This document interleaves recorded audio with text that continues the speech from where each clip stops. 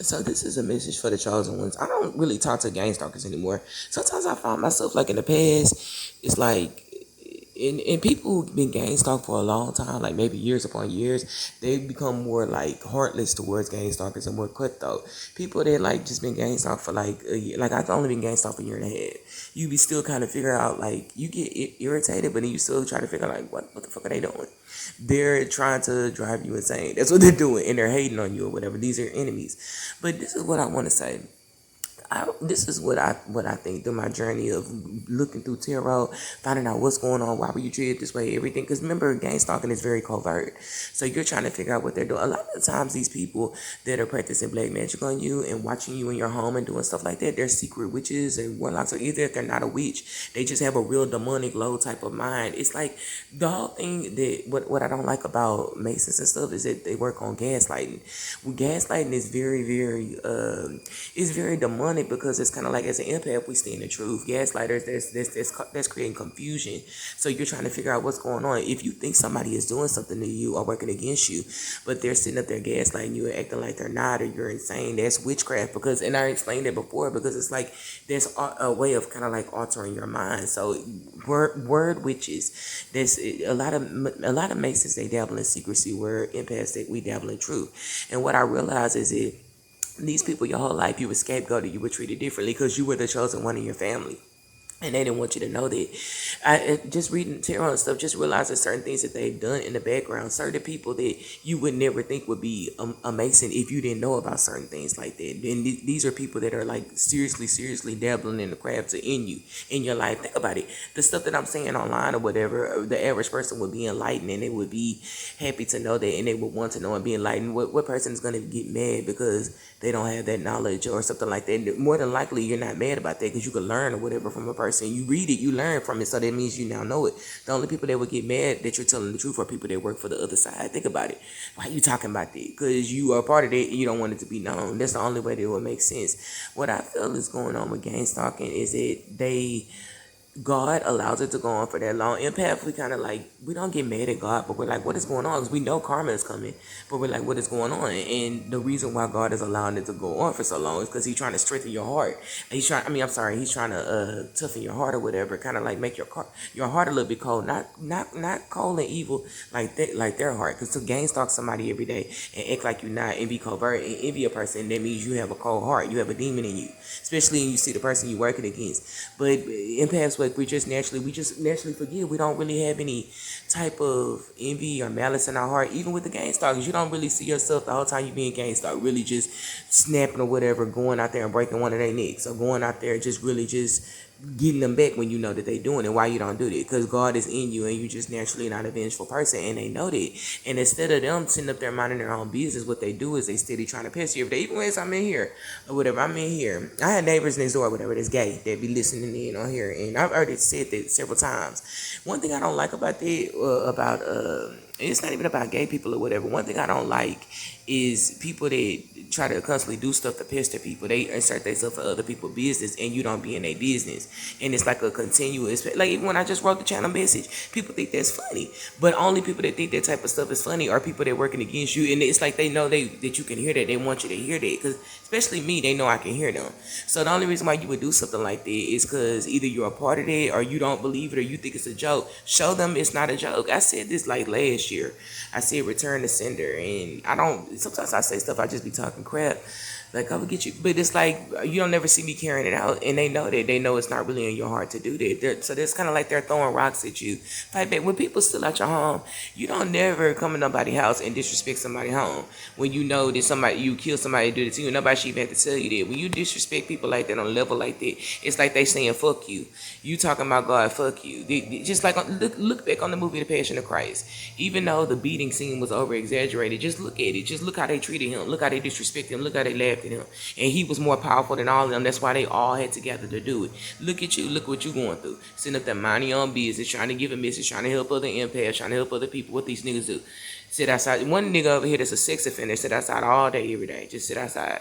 doing love spells, still ignoring me. Mary, watch his wife watch sometimes and know she watch. I used to hear her or whatever when I be on the internet or something. Just when I wake up, she'll be just every little thing or whatever. And a person keep doing it repetitively based on stuff you do. You start putting two and two together. You're like, oh, they watching me and shit.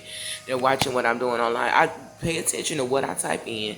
I pay attention to when I take my shirt off in my house or when I do something. I just hear the reaction, and I just know that they just doing it. I don't need fucking solid proof to actually see you doing it. I know that they doing it. Look out my window. Everybody on their phone. Then as soon as I look out my window, they put the phone down and start talking amongst each other. I just know how to put stuff together. And the person do that one time, you like, okay, coincidence.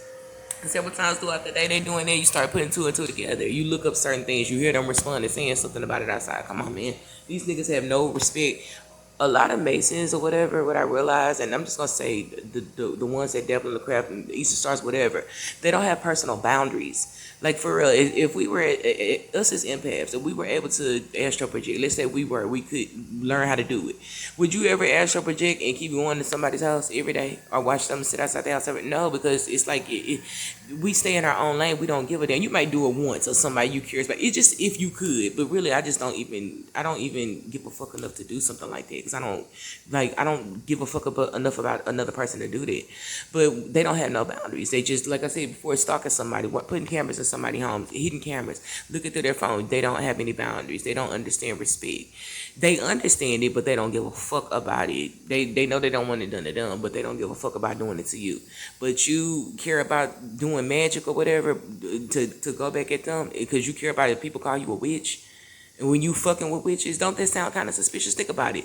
Pastors in church sitting up there talking about astrology and witchcraft every Sunday. Be the main ones lying to the congregation to get money out of them. Secret masons, secret witches. So what you have to realize is that when you wake up, you have to go against the grain, go against everything you ever been taught. Because what they're doing is, remember I told you before, it's a battle between good and evil. Demons get in certain people and make them do certain things. We have angelic spirits in us, empaths. We have angelic spirits in us, but we're pure-hearted, and a lot of us don't even know about witchcraft and dabbling in crap. You may know about little bitty things, but you don't really know what these niggas can do. There's demons carrying out certain things in the physical form, just like we're angels and we try to help people in the physical form. So you have to fight back. It's like I find myself, I think today after I woke up and I looked for a particular thing that I realized it was missing. I was like, oh no, these niggas disrespectful. And then I've been seeing like certain things like a long time ago I just started noticing a couple of my sodas were missing. And then I went to a reading, they said, you have a maintenance person that's coming out sick. And I was like, okay, so I ain't gonna trip about that. But the stuff that's missing, I know it wasn't no maintenance that took it. It couldn't have been no maintenance person that would took what I'm missing this morning. Then it's like I went and I barely eat hot dogs. So when I get them, they go real slow. I ate hot dogs or something last week, and they put like 8 buns in a pack. And 8 buns in the thing. 8 buns in the pack and 8 winners, whatever. I only ate 2. I came home the other day. This was like last week I first noticed it was 2 other wieners missing and 2 buns. So that means somebody coming to my house taking my shit.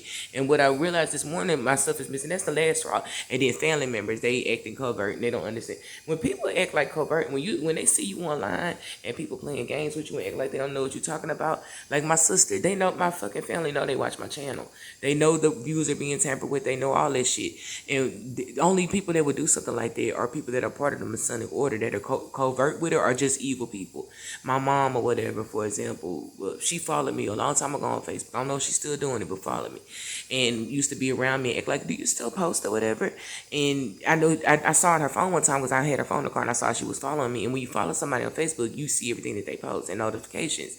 So I know for a fact that she was doing it. And it's just like I said before, my sister called me the other day. I haven't heard from you. Are you okay? But you see me online, you hear my post and you know what I'm doing. So that's what I'm saying. And I know she does because I heard her talk about it before months back when we was in the car. Your family members know about it. They're being covert with it. As empaths, we have a tendency to overtalk. I'm gonna do this, I'm gonna do that. We're very, very open. We work in the light. They work in darkness, secrecy. So when you do certain things, be covert, play the same game they play. They ask you, well, this happened to me. Did you do something? No, I don't know what you're talking about. You play the game too. They like to gaslight, act like they stupid, they follow you, act like they don't know what they're doing, they laugh at you, they think everything is a fucking game, and God anointed you to be a messenger. And it's like you just go sit up there and wait for. It's not about mocking God, because you can wait on God all day. They're gonna experience judgment, but God gives us power over our enemies. That's what that means. That's why they don't want you to know that. That's why they stalk you. That's why they call you a witch. And that's one thing I thought that was crazy too, because when I heard several readers say that I was a witch or whatever, I mean, not several readers say, when I heard several readings that they were saying people were calling me a demonic witch, but you can clearly see in my post that I'm not a witch or whatever. I wasn't. You never see in my post that I have that nothing that says that nothing that gives off the character traits of me being evil, right? But they would say something like that. Why? Because it's like I'm exposing wickedness, and they are of the dark. So in order only way that they can try to discredit me and make me seem like I'm an evil person or whatever is to just say that, so you can just come on, man. Like I said before, they just play a stupid. And how a witch and a gang stalker and somebody doing magic against you gonna call you a witch? Or just even if you're not, how you gonna look at somebody home or whatever? Look at them nude, where you're a female, male, whatever. How you gonna look at somebody in their home and laugh and watch them in their intimate moments, not sexually with nobody else, but intimate moments like shower, all that other stuff, and call them demonic? And you don't see that as demonic. They know that shit demonic. They gaslight to make it seem like you're the joke. That's why I say it's like talking to a bunch of freaking devils. You sitting up there trying to explain to them, you're not supposed to look at a person in their home and you're not supposed to put hidden cameras. You're not supposed.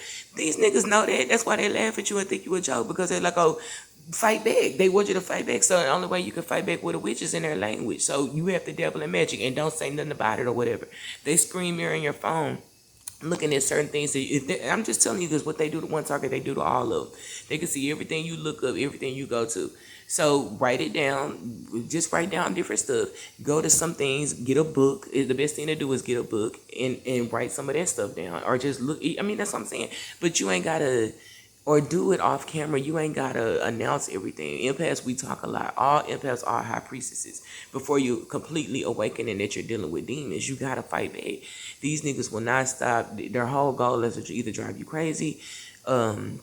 I heard that they try that gang stalking eventually is for you to be homeless or whatever, and so they can get you in human trafficking, all kinds of stuff. These niggas are disrespectful, and a lot of people who's not going through a lot of people who are not going through this, and they would sympathize with you. Think about it. If you're not going through this, but you know a person and you know that they're not fucking crazy, you would sympathize with a person if you gave a fuck about them, and you would be like, what's going on? Only people that sit up there and ignore that shit are people that are part of it. Because let me tell you something, if I hear somebody online and I can clearly see that they not fucking crazy and I know that they telling the truth about something, I'm gonna help you. That's me. But you see that nobody coming to the rescue because they're a part of that shit. So it ain't about not believing. I even heard other niggas up here, like I said before, they say, man, they just doing it. So people know that they doing it. They just don't want to get involved. So you can't force nobody to get involved, but you can fight back. So fight back. Let them laugh. They won't be laughing when that magic hit, though.